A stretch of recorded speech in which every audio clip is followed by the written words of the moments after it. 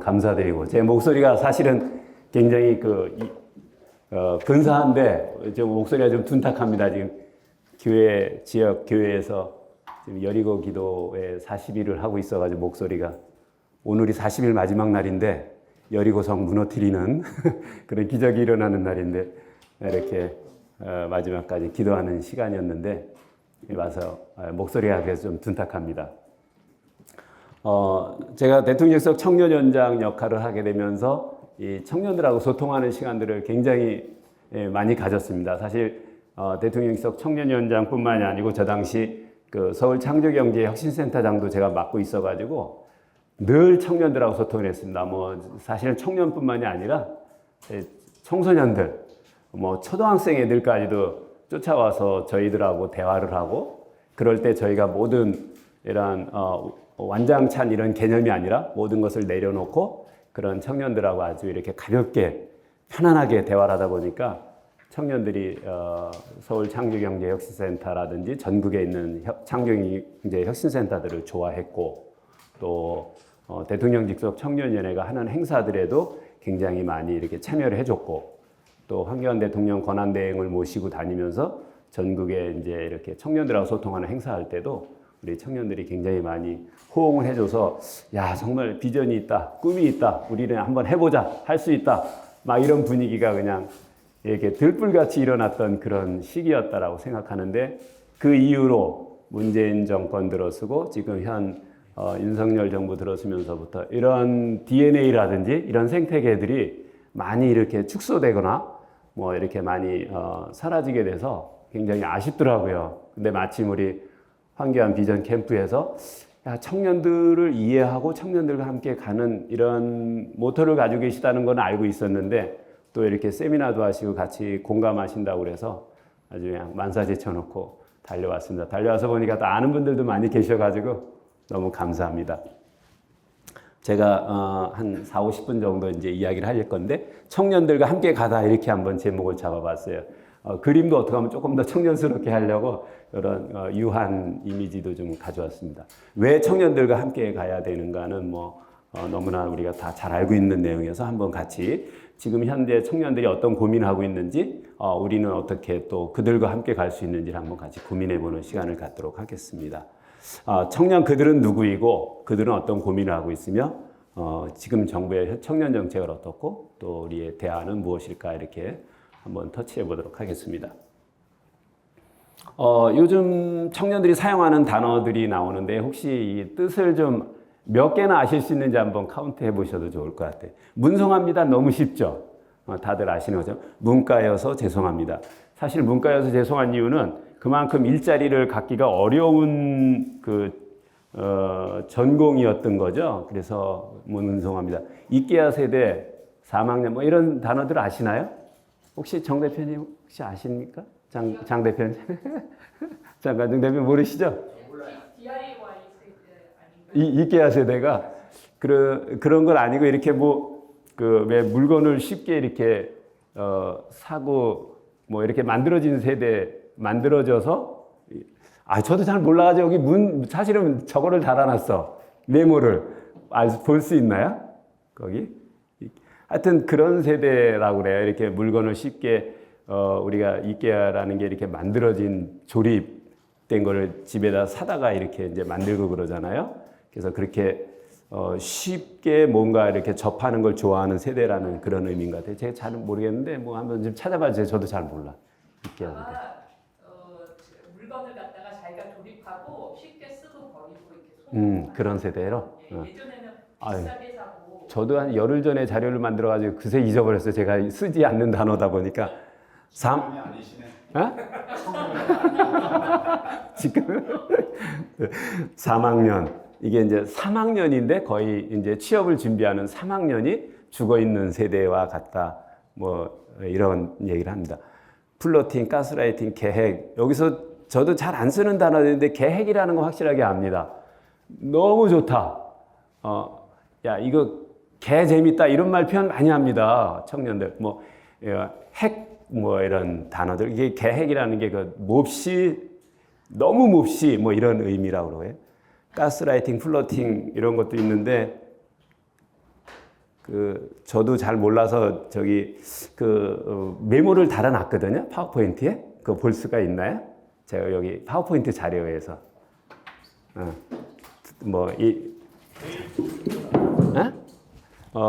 내일 또 출근한다? 뭐 일에 스며들었다? 뭐 트렌드에 민감한 남자 이런 거래요.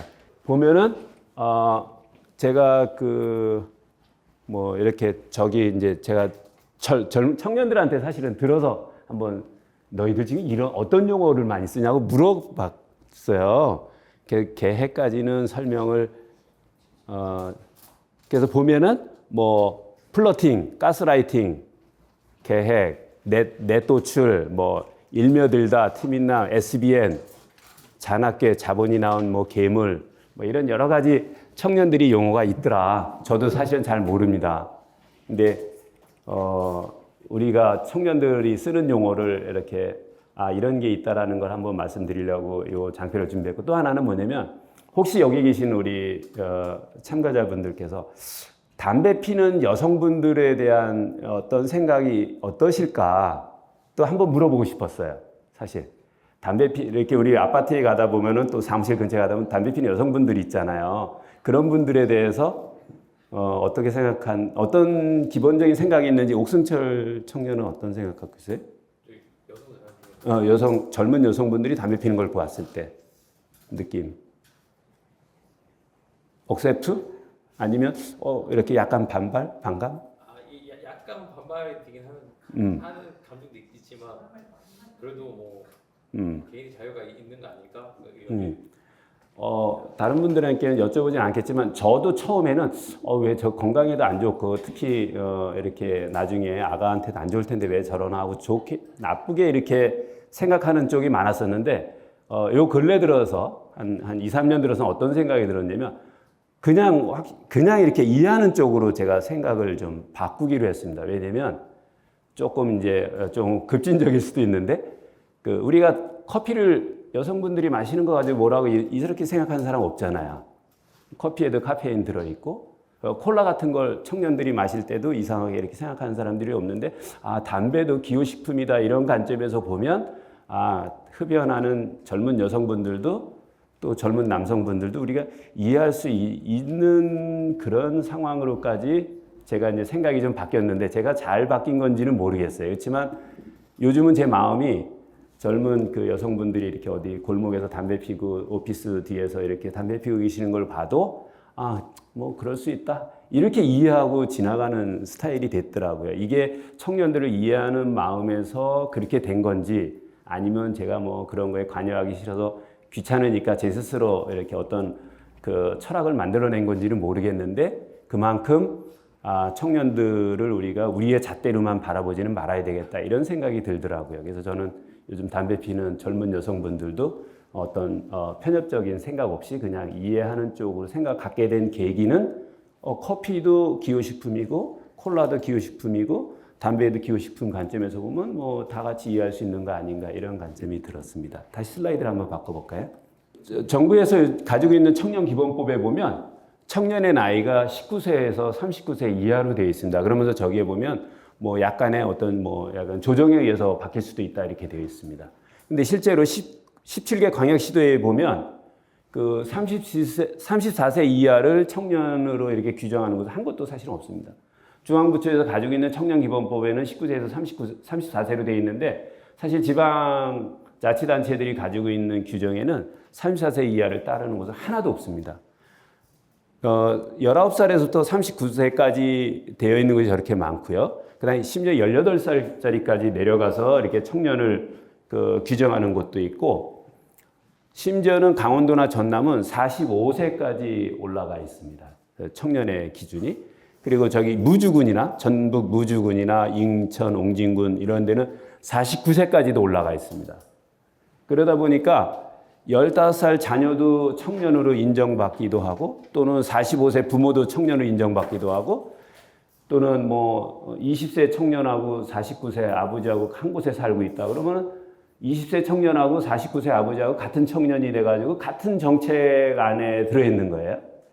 이러니까 이게 맞는가? 다시 한번 고민해 볼 필요가 있습니다. 또 부처별 청년의 나이도 아주 굉장히 고무줄입니다. 이 청년의 나이가 어떻게 이렇게 고무줄이 될 수 있는가 이해가 잘 안 되죠. 청년기본법에는 아까 말씀드린 대로 19세에서 34세죠. 청년 고용 촉진 특별법에는 29세까지, 그 다음에 지방 공기업에서는 34세까지, 그 다음에 중소기업 인력지원법에 34세, 중소기업 창업 관련해서는 또 39세까지 이렇게 되어 있습니다. 그러니까 막 여러 가지 고무줄로 되어 있으니까 20대 여대생, 또 30대 워킹맘, 40대 싱글남, 군필, 취준생 다 그 나이도 다르고 본인들이 고민하는 거라든지 어떤 직군이라든지 이런 것들이 다른데 일관된 청년의 정책을 가지고 저들을 다 만족시킬 수 있겠는가? 뭔가 잘못됐다 이런 생각이 드는 겁니다. 그래서 결론적으로는 청년의 정책이 모두를 만족시키게 하려면 모두에게 맞는 그 특별한 포인트별 청년의 정책이 만들어져야 맞지 않겠나 이런 생각이 듭니다. 사실 저런 들쑥날쑥한 나이들이 대상 연령이 이제 결국에 홍보 효과를 낮추게 되는 거고, 서울에도 보면 이 도봉구 같은 데는 40대 청년이 이제 조례로 정해져 있습니다. 이게 인구가 자꾸 줄어드니까 청년에 대한 어떤 지원을 좀 만들어내거나 뭐 예산을 받거나 그럴 때 45세까지 올려놓으면 이게 포션이 지역에 살고 있는 인구의 숫자가 늘어나니까 지원 정책이라든지 뭐 예산 만들어내는 게 더 수월하다 보니까 결국에 저렇게까지 올리게 되는 거죠. 무분별하게 이제 청년 정책이 만들어지고 있다.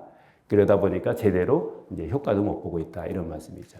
그 인구 변화 측면에서 보면 그 청년들만이 아니라 먼저 일반적으로 우리나라 인구 보면은 1960년에 이게 제가 1963년생인데 제가 태어나기 3년 전이죠. 1960년에 우리나라 인구가 2,500만. 지금 2024년대 5,100만. 거의 2배가 넘어갔죠. 그 다음에 지금으로부터 거의 한 50년, 48년 뒤에인 2072년 되면 우리 인구가 3,600만으로 이렇게 줄어드는 걸로 지금 우리 인구 지표에서 이렇게 예측하고 있습니다. 그러니까 상승을 탔다가 지금은 계속 하락세인 건데 2072년 정도 가면 3,600만으로 줄어드는 거죠.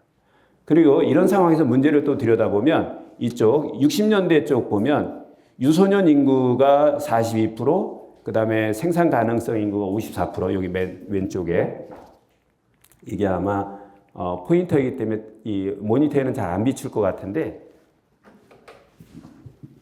여기 보시면 그 유소년이 42%, 그 다음에 생산 가능 연령이 54%, 65세 이상이 2.9%였습니다. 이 60년대. 그런데 지금 올해쯤 보면은 유소년 인구가 10%, 여기서부터 굉장히 많이 드라마틱하게 줄어들었죠. 생산 가능성 인구는 많이 늘어났습니다. 가운데가 굉장히 불룩한 구조죠. 고령 인구는 이제 좀 많이 늘어났죠. 여기 2.9%에서 19%로 늘어났습니다. 그런데 2072년도 가버리면 유소년 인구는 10% 이하로 줄어들었습니다. 6.6%. 그 다음에 생산 가능성 인구 뭐 이렇게 되어 있죠. 이 상황에서 중위 연령을 보면 이때는 19살이에요. 근데 이때 가면 46세가 되고 지금은 46세가 중위 연령이고 그 다음에는 2072년에 가면 63세가 중위 연령이 되는 거예요. 그러니까 얼마나 많이 우리 사회가 이게 노령화되어 가고 있습니까? 노령화 지수를 한번 볼까요? 6.9%에서 181%에서 2072년에 가면 726%로 이렇게 늘어나게 되어 있어요. 그러니까 우리 사회가 굉장히 늘어나고 있다. 이거는 청년들을 어떻게 규정할 것이고 그 다음에 청년들에게는 어떤 정책이 또 필요할 것이고 이 국가 발전을 위해서 어떻게 필요할 것인가 굉장히 고민하게 만드는 이런 지표들이 되겠습니다. 다음 페이지. 네. 청년 인구 19세에서 39세라 청년기본법에 있는 데를 한번 살펴보면 22년도부터 지금 24년도까지만 해도 계속 줄어들고 있습니다. 이게 1000명 단위인데, 그러니까는 이제 1061만에서 지금 1044만으로 줄어들었고, 26년도 내후년만 가도 이제 1006만 이렇게 이제 되는 거죠. 이게 점점 이제 1000만 이하로 아마 떨어질 겁니다. 그만큼 청년들의 인구가 줄어들고 있다. 실업률도 한번 볼까요? 이건 전체 실업률입니다. 우리나라 전체 실업률도 보면은 쭉 올라가다가 23년도에 가서 보면은 이제 이 우리 실업률이 전체 실업률이 작년에 2.7%였습니다. 이게 일반적인 우리 전체 실업률인데 청년들의 실업률은 5.9%입니다. 그러니까 여기에 2.7%의 2배면은 뭐 5.4%잖아요. 그러니까 청년들의 실업률은 지금 일반 실업률보다 2배나 높습니다. 그러니까 가장 일자리가 필요하고 가장 역동적으로 살아야 될 청년들이 여기 15세에서 29세까지만인 거거든요. 또 34세까지도 한 것도 아니에요. 이런 청년들이 가장 지금 어려운 거예요. 5.9%면은 일반 실업률보다 2배가 넘는 이런 상황인 거죠. 그러니까 어떻게 보면 청년들이 정말 좀 가련하기도 하고 미안하기도 하고 막 사실 죄송하기도 한 거죠. 우리도 저희들도 청년의 시대를 지내왔고 또 이제는 또 청년들을 기르고 있는 이런 상황에서 야, 너희들에게 이 기회를 안 줘서 기회가 안 가서 너무 미안하다. 그들이 어떻게 할 수 없는 이런 상황이 너무 안타깝습니다. 또 자살 측면 한번 찾아보면 전체 우리나라의 자살률은 10만 명당 25명입니다. 이게 보면 옛날에 지금부터 20년 전서부터는 계속 상승세입니다. 지금 2000년도에만 해도 13명이었었는데 지금 거의 그 2배로 올라갔습니다. 20년 만에. 이게 전체 자살률이 이런데 우리 청년들의 자살률도 보면 저 나이대에 보면 20세에서 29세까지 저 맨 끝에가 22년도인데 재작년이죠. 인구 10만 명당 요 청년들 인구 요 나이대에 있는 청년들 10만 명당 21명이 이렇게 자살하는 거예요. 30에서 39세가 25명쯤 되고 40대, 50대 계신 분들하고 거의 유사한 자살률이고, 뭐 80세 이상에서는 자살률이 좀 높습니다. 인구도 많아졌지만 또 이제 삶에 대한 그런 마감을 이렇게 많이들 하시는 이런 상황 보면 청년들의 자살률이 굉장히 높다라는 걸 또 볼 수 있습니다. 이 청년들이 오죽했으면 그 젊은 나이에 심지어는 10살에서 19살짜리 친구들도 7.2명 정도로 이렇게 나타날 정도이죠. 이거를 OECD 측면에서 비교해 보면은 아주 슬프게도 1위입니다. 1위. 그래서 미국이 14명 정도 되고 한국이 방금 보신 대로 한 24명 정도, 일본이 이게 여기 20년도 자료입니다. 일본이 한 15명 정도 되는데 2등, 3등보다도 월등하게 지금 높고 있고 OECD 평균이 제가 저기 빨갛게 되어 있는 11.3명인데 2020년도 자료입니다. 여기에 2배가 넘는 거예요. OECD 평균의 2배가. 그러니까는 우리 사회가 뭔가 병들었구나. 물론 여기 크리스찬이 많이 계시는 캠프이기는 하겠지만 사실 종교학적으로 보면 정말 이 어떤 신앙의 힘이 이게 터치해줘야 되지 않을까 이런 생각이 들 정도로 그렇습니다. 청년들은 굉장히 이 고독스러운 걸로 나타나 있습니다. 이게 이제 중앙대학교 신문사에서 조사한 자료인데 우울감을 느끼거나 자살에 관련된 어떤 생각이 어떤가 보면 저쪽 좌측에 있는 보실 때 우측에 있는 표에 보면 우울감이 굉장히 잦다, 매우 잦다하고 잦다가 90%예요. 청년들이 굉장히 많이 우울해하고 있고 자살 관련된 생각하는 청년들이 한 69%쯤 되나요? 자살에 관련해서 생각을 한다. 청년들이 지금 대인관계나 경제적 어려움이 제일 큰 어려움들이죠. 이런 문제점들을 우리가 해결해 주지 않는 이상 청년들은 계속 어려울 것이다. 삶을 극단적으로 마감할 수도 있겠다. 이런 생각이 듭니다. 저 밑에 심리학과 교수가 한 얘기 보니까 깊이를 잃어가는 인간관계와 심화되는 빈부격차로 인해서 청년들이 희망이 없다. 희망이 없으면 삶을 이렇게 오래 살아봤지 않았기 때문에 삶에 다가오는 어떤 고난에 대해서 역경에 대해서 이렇게 이겨낼 수 있는 이 근육이 없는 거죠. 근력이 없다 그러죠. 이겨낼 수 있는 근력이 없다 보니까 쉽게 그냥 이렇게 극단적인 결정을 하게 되는 이런 상황들이 우리 청년들의 지금 상황입니다. 어떤 청년이 인터뷰할 때 한 말입니다. 실패하면 그냥 포기해버린다. 누구에게도 말하지 않는다. 말해도 어차피 나만 쓰레기 된다. 그냥 혼자 있다가 조용히 사라질 뿐이다. 얼마나 절망적인가요? 이게 2023년 12월이니까 뭐 몇 개월 안 된 여론조사 데이터입니다. 은둔하는 기간이 보면 1년에서 3년 정도가 제일 많고 그 다음에 한 3개월 미만이라든지 뭐 이렇게 5년에서 10년 정도 이렇게 은둔하는 청년들도 꽤 있습니다. 남성보다 또 여성이 많습니다. 은둔하는 청년들이. 그 다음에 연령대도 보면은 저런 나이에 이제 은둔한 청년들이 있고. 그 다음에 은둔을 시작한 이유는 뭐냐? 취업 실패와 대인관계, 가족관계, 건강. 근데 사실 저 가족관계나 건강은 사실은 이쪽 대인관계나 취업에 대한 이슈만 풀려지면 많이 풀어질 이슈들입니다. 그러니까 취업에 성공하고 일자리 건강에 잘 다니면 건강한 회사에서 대인관계 해소가 되고 그런 가족관계 건강도 다 좋아지는 거예요. 결국에는 취업, 일자리 문제가 해결되지 않으면 저 대인관계 문제, 가족관계 건강은 계속 쫓아오는 거죠.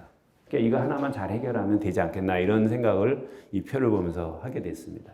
그러면 은둔할 때 주로 어떤 생활을 합니까? 동영상, 뭐 유튜브를 보거나 저기 뭐 온라인 활동이라든지 아니면 뭐 집에서 잠만 잔다든지 막 이렇게 되는 게 점점점 나락으로 빠지는 거죠. 이 청년들의 현실을 말씀드리려고 이렇게 좀 공개된 자료를 한번 가져와 봤습니다. 자살을 생각하는 비율이라든지 시도도 굉장히 많고요. 그걸로 인해서 사회적 손실 비용도 막 7조 원이나 되고 막 이런 결국 사회적으로도 손실인 거예요. 청년들에게 기회를 안 주고 청년들에게 꿈과 희망을 나눠주지 않는 사회는 스스로가 스스로에게 마이너스 요인을 안고 가는 거예요. 7조 원 정도의 연간 이런 사회적 손실 비용도 안고 있는 거죠. 이런 개미지옥에서 그러면 청년들은 벗어나려고 노력하지 않았느냐? 벗어나고 싶은 게 80%예요. 얼마나 그래도 희망이 있습니까? 아, 그래. 얘네들이 벗어나려고 하는구나. 80%나. 그렇게 또 벗어나려고 시도도 했고, 그러면 이들에게 꿈과 희망을 또 기회를 줘야 되는 거예요. 그래야 벗어날 수 있는 거죠. 그래야 그 청년이 결국에는 건강한 사회 만드는 그런 일원이 되는 거죠.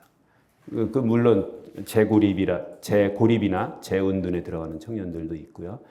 자, 이제 결혼을 하지 않는 이유도 살펴보면 이렇게 바뀌었습니다. 남자들은 결혼 자금이 없어서가 제일 많고 결혼의 필요성이나 고용이 불안정해서 이 위에 탑 1하고 탑 3, 세 번째 거랑 1번이랑 3번이랑 이게 보면 다 이 고용과 관련된 거예요. 직장이 있으면 뭐 결혼 자금 마련할 수 있어요. 혼수 비용도 마련해요. 근데 그게 없으니까 결혼 안 해. 그러니까 세 번째도 고용 상태 불안하고 직업도 없어. 그래서 결혼 안 해. 저게 묶여 있는 거죠. 저게 결국에는 거의 한 50%가 되는 거잖아요. 이게 결국에 일자리구나, 건강 일자리구나. 미혼 여성분들 보면 결혼의 필요성을 못 느낀다. 왜 못 느낄까, 결혼을? 너무 재미난 일들이 많은 거예요. 세상에 결혼하지 않고도 살아도 될 만큼 재미난 일들이 많은 거예요. 그 다음에 결혼 자금도 없고 출산과 양육에 대한 부담도 없고 그만큼 교육비, 거기다가 또 주거비, 생활비에 대한 부담도 굉장히 큰 상황이죠. 그러더니 결혼 안 하는 게 아기를 안 낳기 위해서는 결혼 안 해야 되고 그러려면 결혼 안 하는 게 더 좋겠다라고 미혼 여성분들도 편하게 생각하시는 것 같아요. 그래서 그냥 사귀는 거죠. 그냥 살고. 제가 알고 있는 청년들도요. 결혼했냐 안 했냐 뭐 물어보는 게 굉장히 이제 미안할 정도가 됐어요. 왜냐면 결혼하는 그냥 사는 청년들 많아요. 우리 때는 그냥 손만 잡으면 결혼하는 이런 시대였잖아요. 근데 지금은 그냥 같이 살아도 결혼도 안 해요. 그리고 그걸 물어봐도 안 되고 또 그거에 나쁘다라고 표현하는 것도 잘못된 사고. 아까 대표님 계셔서 제가 세게 표현을 못했는데 이 담배 피우는 여성분들에 대해서 옛날에는 막 시민들이 뭐라고 하고 막 그랬잖아요. 그게 뭐의 문제냐. 이제 이해해야 되듯이 결혼 안 하고 사는 저런 젊은 세대들에 대해서도 받아들여야 되는 거예요. 뭐 프랑스나 미국이나 뭐 유사하잖아요. 트럼프도 지금 뭐 이혼을 3번씩 했다는데 3번씩 이혼한 사람이 대통령 지금 도전하고 있잖아요. 우리나라 같으면 아직도 이혼식 3번 한 사람이 무슨 대권 도전이야 이렇게 질타를 받을 수 있는데도 그래서 뭐 그렇지 않은 이게 이제 전 세계적인 보편화 현상이 되어가고 있죠. 자, 이 결혼하지 않는 이 이유와 이거를 어떻게 타파를 해야 왜 이 말씀드리면 출생률 때문에 그래요. 출생률 때문에 우리 아까 2072년도에 되면 3,600만 원으로 줄어들게 되는데 이 출생률이 떨어지니까 그러면 출생률이 높아지려면 결혼해야 되고 결혼하려면 결혼하지 않는 이유를 타파시켜야 되잖아요. 그러다 보니까 이런 장표를 보게 됐는데 이렇습니다. 출생아 수를 볼까요? 제가 1963년생인데 제가 태어날 때는 한 해에 100만 명이 태어났습니다. 1963년생이 100만 명, 64년생이 100만 명 거의, 65년생이 거의 100만 명인데 2000년 저희가 이제 한 40살쯤 됐을 때는 절반으로 줄어들었어요. 64만 명, 1년에 태어난 애들이. 요즘은 20만 명이 요즘에 1년에 태어난 애들이. 그러니까 제가 태어날 때의 5분의 1로 아주 드라마틱하게 줄어드는 거예요. 아주 크게 줄어들었죠. 보면은 이게 계속 줄어드는 추세를 이렇게 보여주고 있습니다. 합계 출생률도 보면 이건 합계 출생률 어떻게 계산하냐면 가임기 여성 15살에서 49살까지의 여성분들이 평생에 아이를 몇 명 정도 낳을 것인가를 이제 계산하는 이런 평균 출생아 숫자입니다. 계속 줄어들고 있죠. 1970년도만 하더라도 4-5명 이렇게 낳았는데 지금 지금 뭐 70년에서 한 60년쯤 지난 지금 보면 0.7. 그러니까 여성분이 애를 안 낳은 10명이 모여 있으면 7명 정도가 아기를 하나씩 낳고 이제 안 낳는 거죠. 그러니까 점점 통계학적으로 줄어들 수밖에 없는 거예요, 인구가.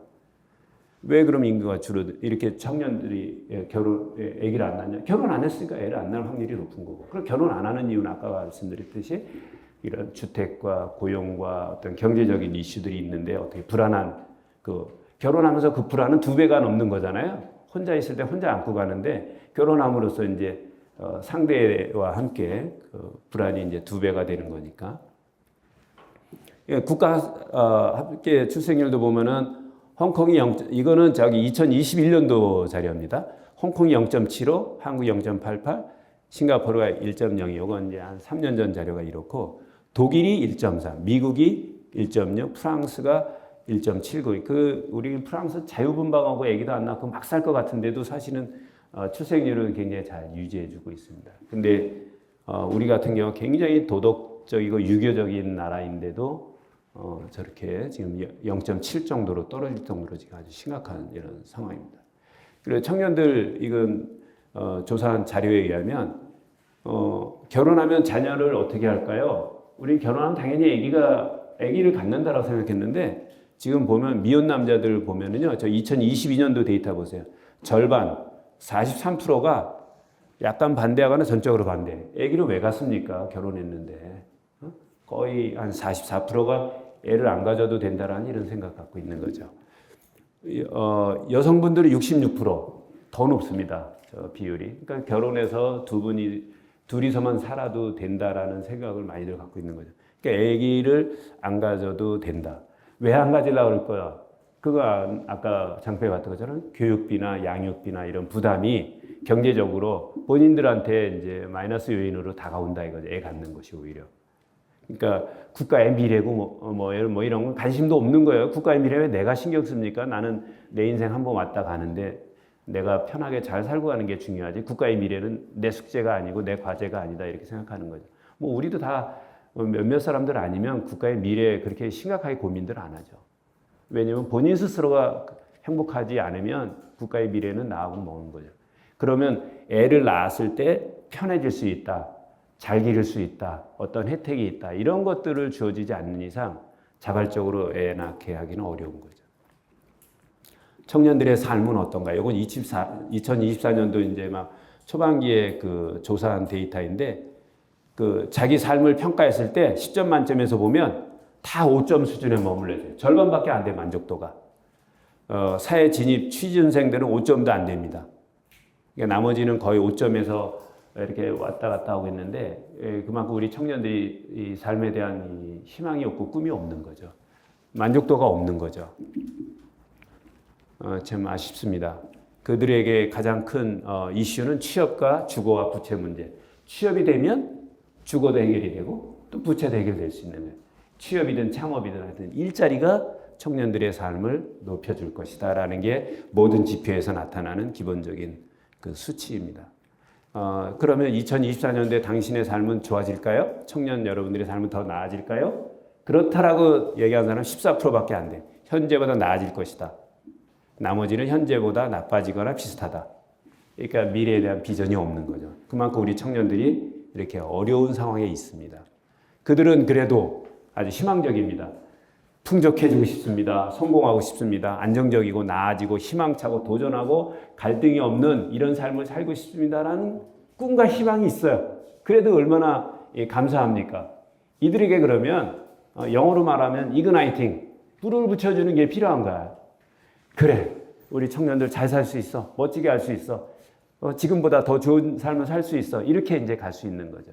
그런 것들을 우리가 만들어줘야 된다. 그들은 꿈을 잃지 않고 희망을 잃지 않고 있는 거예요. 희망의 끈을 아직도 잡고 있는 거예요. 그럼 그걸 누군가가 이제 주변에서 도와주고 같이 가져야 되는 거죠. 그리고 청년들의 취업 경향은 이렇습니다. 뭐 아시는 것처럼 공무원이나 공공기관 가는 걸 너무 좋아하고 있고 대기업 이렇게 선호하고 있고 그렇죠. 저는 제가 서울 창조경제센터장 하면서 많은 청년들을 만나봤는데 이 중견기업이나 중소기업, 저희 스타트업 이런 데는 왜 저렇게 청년들이 불편해하냐면 저는 경험을 안 해봤기 때문이라고 생각을 합니다. 이런데 경험을 해보면 그냥 어떤 큰 그룹 속에 이렇게 부속품으로 있는 그런 대기업 생활보다 저런 중견기업이나 스타트업에 가서 아주 핵심적인 역할을 하면서 일할 수 있는 이런 역할이 내 삶에 더 이렇게 가치가 있겠다라는 걸 청년들에게 느낄 수 있고 경험할 수 있는 기회를 안 준 게 너무 좀 아쉽습니다. 그렇게 되면 이런 기업들 굉장히 가볼만하고 지내볼만 하거든요. 우리나라의 거의 99%가 이쪽 중견기업이나 중소기업이나 스타트업들이 인력을 소화해내고 있는데 청년들이 경험을 못했기 때문에 안 가봤기 때문에 그냥 저기는 더럽고 힘들고 불안한 곳이야. 그러면서 컵밥 먹으면서 용산에서 고시원에서 저 오로지 9급 공무원, 7급 공무원 되려고 공부를 하고 있지 않습니까? 사실 9급 공무원 그 급여가 뭐 굉장히 낮더라고요. 뭐 200만 원 뭐 이렇게 안팎이 된다고 막 그러더라고요. 시급보다도 최저 시급만큼도 안 된다고 그러더라고요. 그런데 이렇게 청년들이 몇 년씩 컵밥 먹으면서 매달려 있다는 거는 그들에게 새로운 세상을 안 보여준 우리들의 책임이 아닌가 이런 생각이 듭니다. 정부 정책도 이렇게 중소기업이나 중견기업이나 스타트업의 청년들이 이렇게 경험해 볼 수 있게끔 하는 그런 정책도 필요하다. 물론 그런 정책들을 피고 있는데 그 뒤에 또 말씀을 드려보겠습니다. 청년들의 취업 경향을 보면 성장 가능성보다도 워라밸이 좋겠다. 저런 임금 복지 수준이나 고용의 안정성 이런 워라밸이 좋다. 희망하는 임금도 이렇게 나와 있습니다. 저런 거 보면 굳이 희망하는 연봉을 보면 굳이 대기업만은 또 아닌 거예요. 저 정도 연봉이면 요즘 중소기업, 중견기업, 스타트업들도 저 정도 충분히 맞춰주거든요. 한 2천만 원에서 뭐 4천만 원 저 정도 사이. 그러면 청년들에게 그런 중견기업이나 중소기업 이런 데도 기회를 줬으면 좋겠다. 그래서 인턴이나 그런 실무 경험 뭐 이런 게 부족하다라는 게 저들의 고민인 거죠. 이게 이번에 24년도에 정부가 내놓은 이런 청년 일자리 사업인데 크게 이제 한 5가지 정도가 있습니다. 첫 번째가 더 많은 학생들에게 맞춤 고용 서비스를 한다. 다양한 일의 경험을 준다. 세 번째는 선호하는 일자리에 취업할 수 있도록 능력을 개발한다. 그래서 그 세부적인 내용들이 굉장히 많이 있습니다. 한 이렇게 크게 5가지 카테고리로 해서 구직 과정이나 취업 과정에서 자신감을 잃은 청년들에게 이렇게 맞춤형 프로그램을 제공한다. 중소기업 취업을 촉진하기 위한 지원을 강화한다. 이런 테마로 해서 몇 가지 이렇게 이제 좋은 정책들을 가지고 있는데 이제 이렇게들 홍보를 하고 있습니다. 어느 청년 정책에 대한 그 포털 사이트인데 이렇게 그냥 나열식으로 쭉 정리되어 있습니다. 저는 이걸 조사해 보면서 이 자료 준비하면서 도대체 우리 청년들이 몇 명이나 여기 가서 자기가 원하는 정책을 찾아서 그 혜택을 받으려고 노력을 할까 이런 생각이 좀 들더라고요. 굉장히 부정적이었던 거죠. 이건 너무 원사이드, 원웨이 방식이다. 그냥 정부가 이렇게 알려줬으니까 여기 가서 알아서 찾아가세요. 이렇게 일방적으로 어떻게 보면 좀 교만한 정책 제시 방법이 아닌가 이런 생각이 들었습니다.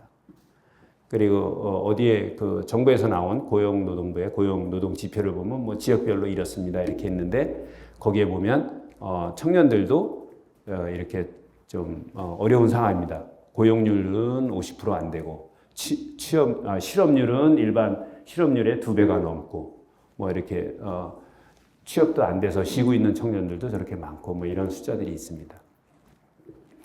청년 실업률은 계속 줄어들고는 있지만 일반 실업률보다 지금은 한 2배 이상 높다. 저쪽 월별 청년 실업률도 있고요. 이쪽에 지역별 청년 실업률을 보면 대구라든지 저기 울산이나 저기 전남북, 경남북 이런 식으로 해서 지역의 청년 실업률이 높습니다.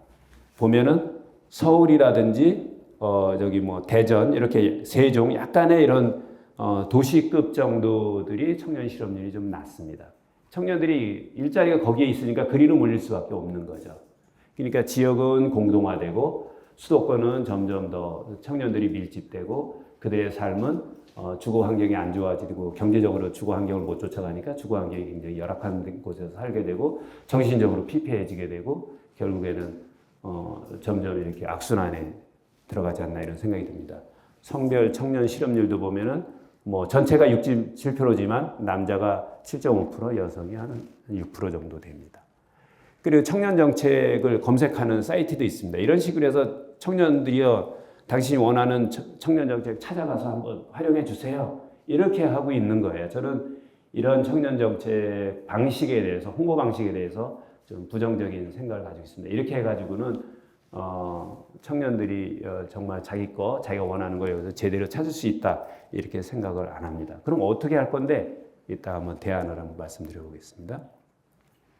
또 보십시오. 제가 뭐 몇 가지 정책을 했더니 청년 정책이 제가 원하는 게 한 140개가 나왔어요. 이 중에 어느 게 나한테 맞는지 이거 언제 이걸 다 청년들이 그 세세하게 내용을 찾아볼 수 있을까요?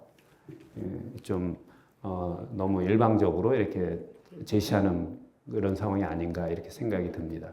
이것도 뭐 일자리 분야 클릭했더니 뭐 청년 정책 159개가 나왔어요. 경기도 청년 노동자 통장, 무슨 수원 특화 청년 통장, 아니 뭐 이런 식으로.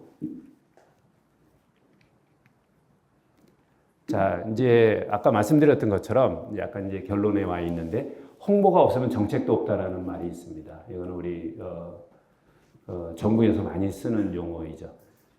홍보가 없으면 정책도 없다. 아무리 정책 예산 가지고 만들어내도 제대로 알려지지 않았으면 그건 없는 거라 똑같다. 그래서 예전에는 지금보다 더 원웨이였죠. 정책 고지하면 끝난 거였어요. 근데 요즘은 그래도 정책 안내하려고 굉장히 애를 쓰는데 애쓴 그 모습이 사실은 요즘 청년들을 만족시킬 만한 수준이 아니다. 저는 그렇게 생각을 합니다. 그래서 첫 번째 수십 수백 가지 정책을 만들어 놓고 지금 알아서 찾으라는 이런 방식인데 이래서는 안 된다. 청년들이 잘 찾을 수 있도록 아직은 청년들이 혼자 자립하고 뭔가 잘 이렇게 하는 청년들도 일부 있지만 대다수 청년들에게는 이런 찾아주는 멘토 정책이 좀 필요하겠다. 멘토가 좀 찾아줬으면 좋겠다. 그래서 지금 온라인에 페이스북이나 유튜브나 뭐 여러 가지 방식으로 홍보를 하고 있다면 좀 접근 용이한 오프라인 방식도 좀 추가가 돼야 되겠다. 그래서 고립되어 있는 청년들은 어딘가 누군가 만나서 이렇게 대면을 통해서 커피 한 잔 마시면서 그 고립으로부터 벗어날 수 있는 어떤 의지를 갖게 하려면 진짜 동네 커피숍 같은 이런 대화할 수 있는 이런 공간이 필요하지 않을까. 그게 지금 나와 있는 건 대학 일자리 센터라든지 뭐 창조경제센터 이런 게 대학 일자리 센터는 주로 대학생들 위주고 그럼 대학 졸업하고 나서도 대학교 찾아가는 학생들이 굉장히 두려워합니다. 왜냐면 아주 우리 선배 아직도 취직도 못하고 아직도 학교 오고 있어. 이런 모습 보여주기 싫어서 저 대학 일자리 센터 못 찾아간다 이거죠. 대학 일자리 센터 가지고 있는 정책도 주로 대학생 위주고. 그러면 창조경제센터라는 곳을 찾아가야 되는데 저건 전국에 19개밖에 없고 굉장히 그 대도시 단위로만 있죠. 서울에도 여기 광화문에 있다가 이제 여기 용산의 어느 빌딩에 몇 층으로 와 있는데 청년들이 접근하기 굉장히 어려운 상황이 돼버렸어요. 광화문에 있을 때는 하루에도 막 몇백 명씩 찾아왔습니다. 24시간 300씩 문 열려 있으니까 누구든지 찾아와서 그들끼리 정보 교환하고 멘토들이 뭔가 전달해주고 가이드해주고 외국인들도 만나고 막 그냥 어떤 용광로 같은 게 돼서 청년들이 힘들어도 꿈을 찾을 수 있고 비슷한 동기들 만나서 은둔이나 고립부터 벗어나게 되고 옆에 나보다 어린 청년이 열심히 사는 걸 보면서 스스로 이 자극을 받아서 나도 열심히 살아야지 이런 게 이루어져야 되는데 그런 것들이 많이 이렇게 지금은 쇠퇴된 상황입니다. 예산도 줄었고 그만큼 이 정신적인 에너지와 철학을 갖고 있는 정책 담당자들도 많이 줄어든 상황이다 보니까 저 창조경제센터도 지금은 완전히 그 역할을 많이 상실한 이런 상황입니다. 저걸 다 다시 살려냈으면 좋겠고, 창조경제센터뿐만이 아니라 지역별로 조금 저 중소 단위에 있는 어떤 일자리 센터들이 있습니다. 지역에 고용부에서 운영하는 일자리 센터. 그런 데가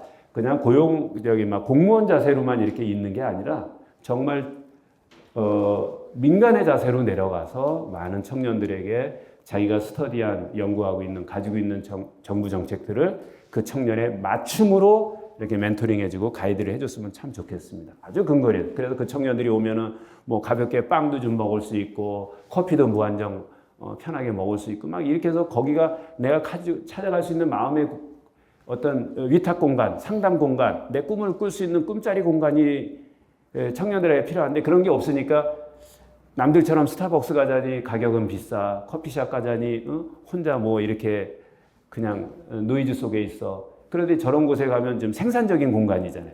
커피도 마시고 이렇게 가벼운 음식도 좀 나눠 먹고, 친구들하고 같이 같은 고민도 하고, 열심히 하는 애 보면서 자극도 받고, 막 이런 공간이 필요한데, 그런 것들이 지금 없는 것이 청년들로 하여금 어떻게 보면 등대가 없는, 쉼터가 없는, 기댈 언덕이 없는 이런 상황이 된 것 같습니다. 이런 것들을 다시 살려냈으면 좋겠다.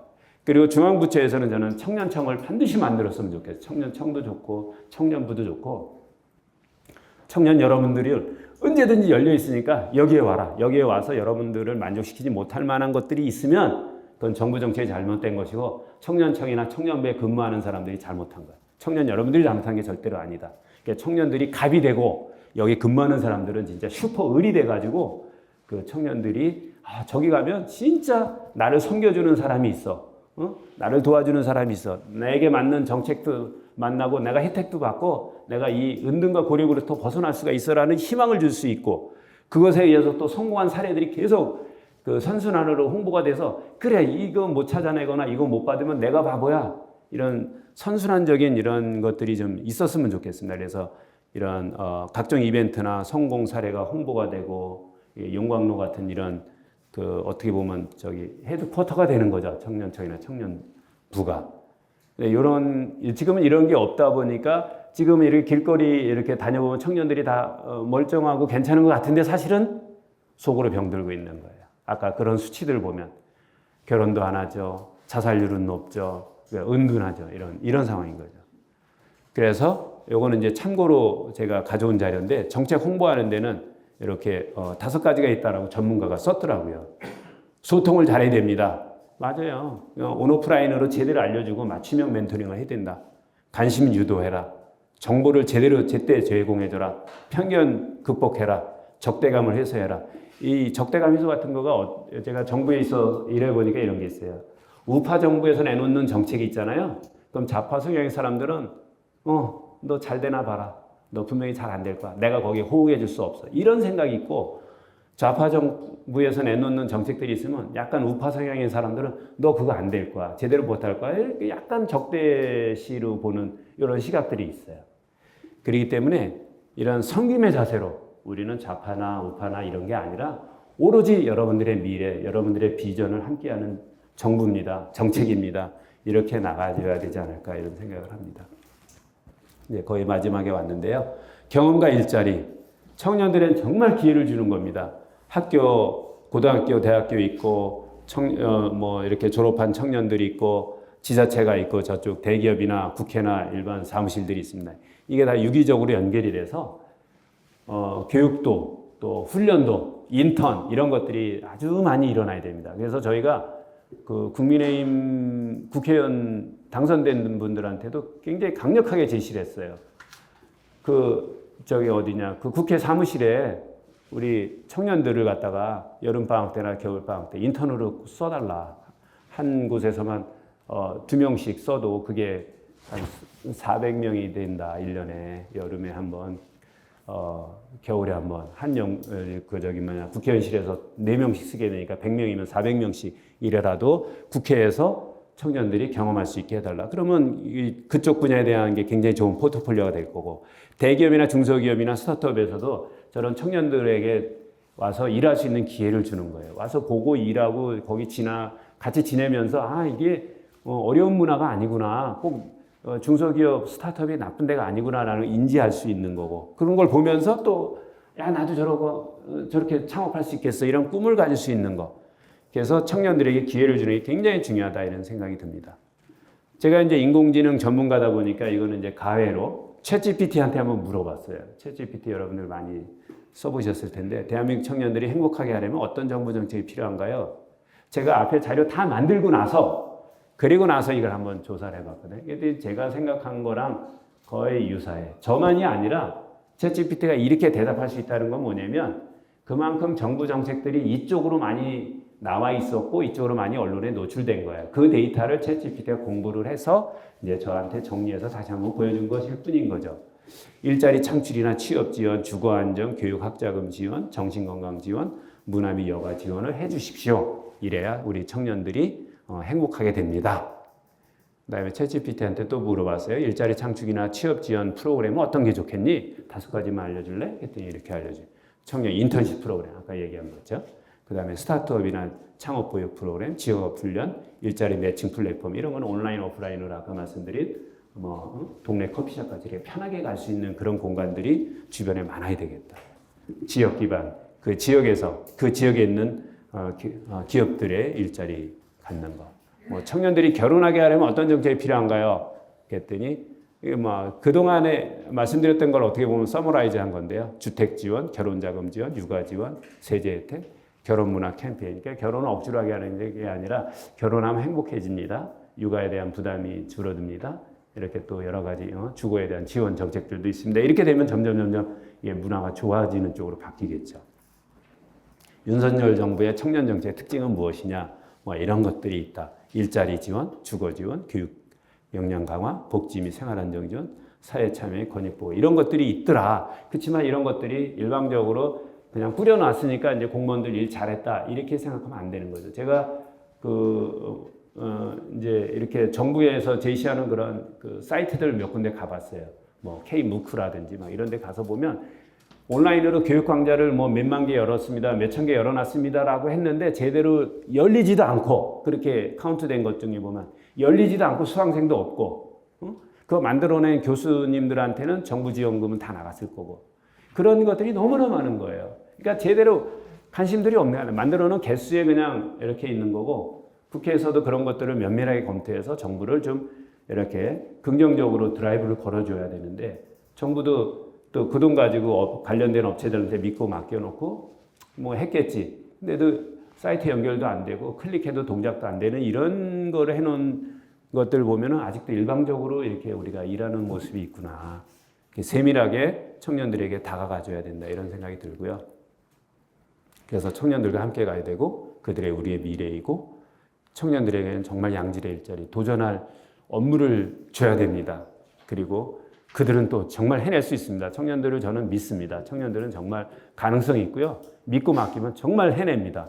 어른들보다 기성세대보다 더 창의롭게 일 잘 해냅니다. 우리 청년들 진짜 단군 역사 이래 아주 똑똑한 청년들이기 때문에 기회만 주신다면 정말 해낼 수 있습니다. 저는 이런 문화가 우리 황교안 비전 캠프를 통해서 많이 퍼지고 또 사회에서도 정부에서도 좀 같이 좀 동참해 줬으면 좋겠습니다. 아프리카 속담에 그런 게 있다 그러더라고요. 한 어린이를 살리려면 온 마을이 나서야 된다 이런 얘기가 있더라고요. 저는 그래서 그거 패러디한 건데요. 한 청년을 살리려면 온 커뮤니티가 나서줘야 합니다. 그럼 우리 청년들 어려운 어두움 속에서 지금은 이렇게 그 어두움을 숨기려고 이렇게 길거리에 나서고 있고 인스타도 하고 유튜브도 하고 그러지만 그 마음에 이렇게 힘들어하는 모습들 볼 때는 우리 기성세대 정말 큰 어떤 책무가 있구나. 이들을 도와야 되겠다 이런 생각이 듭니다. 여기까지 한번 이렇게 의견을 이렇게 드렸고요. 같이 한번 조금 더 소통하도록 하겠습니다. 6시 40분까지니까 40분 남았습니다. 딱 50분 했습니다. 고맙습니다. 네, 감사합니다. 과외로 추가로 하나 더 말씀드리면 제가 이제 8월 5일 날 우즈베키스탄 출장을 가는데 우즈베키스탄 출장 가는 이유가 정부에서 이제 ODA 사업을 해서 이제 거기에 컨설턴트로 제가 따라가는데 ODA 사업이 뭐냐면 우리나라 같이 잘 사는 나라들은 그 돈을 해외의 몇 퍼센트는 반드시 지원금으로 쓰게 돼 있어요. 오시스 디벨롭먼트 어시스턴트인가 해가지고 ODA라는 건데 그 우리나라가 우즈베키스탄을 돕는 돈을 1년에 뭐 몇십억인지 몇백억인지 하여튼 이렇게 쓰게 돼 있어요.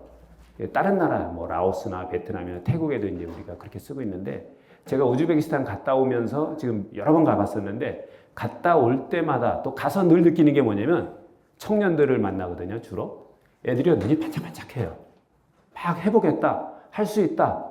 그러면서 막 저를 붙들고 멘토님 우리 한국 갈 수 있게 해주세요. 이 사업 모델 가지고 한국에서 사업할 수 있게 해주세요. 이 사업 모델 워킹 하겠습니까? 이 사업 가지고 실리콘밸리 갈 수 있게 도와주세요. 실리콘밸리 투자자도 연결해 주세요. 막 그냥 그 청년들이 눈이 반짝반짝해요. 해보겠다, 할 수 있다. 그런데 이제 우리 청년들도 몇 년 전에도 그런 문화가 좀 많았었는데 그게 지금은 많이 이렇게 이제 줄어들었습니다. 그래서 이 꿈이 있는 개발도상국 청년들이 지금은 이렇게 열심히 뛰고 있구나. 우리도 다시 그 문화를 다시 리바이벌 해야 되겠다 이런 생각이 듭니다. 거기 가서 느끼는 건데 제가 8월 5일 날 가서 한 또 일주일 있다가 이제 일주일간 청년들을 만나고 오는데 그 중에는 뭐 취업이나 어떤 상담이나 이런 창업이나 여러 가지 고민들을 하고 있는 청년들도 있고 어떻게 하면 청년들의 삶을 잘 이렇게 살아갈 수 있는지 저 나름대로 이제 스피치도 하고 오는데 그런 모습들 우리 예전에 우리 청년들이 진짜 꿈을 가졌던 그런 기회들이 우리 청년들에게 다시 한번 불일듯이 일어났으면 하는 그런 생각이 좀 듭니다. 요 추가로 말씀드립니다. 네, 이렇게 가볍게 또 네. 오늘 사회자시군요. 네. 예, 전 대통령 직속 네. 청년위원장이셨고요. 4차 산업혁명 인공지능연구원 대표로 계시죠. 네. 다시 한번 귀한 강의에 감사의 박수를 보내드리겠습니다. 고맙습니다. 고맙습니다. 네.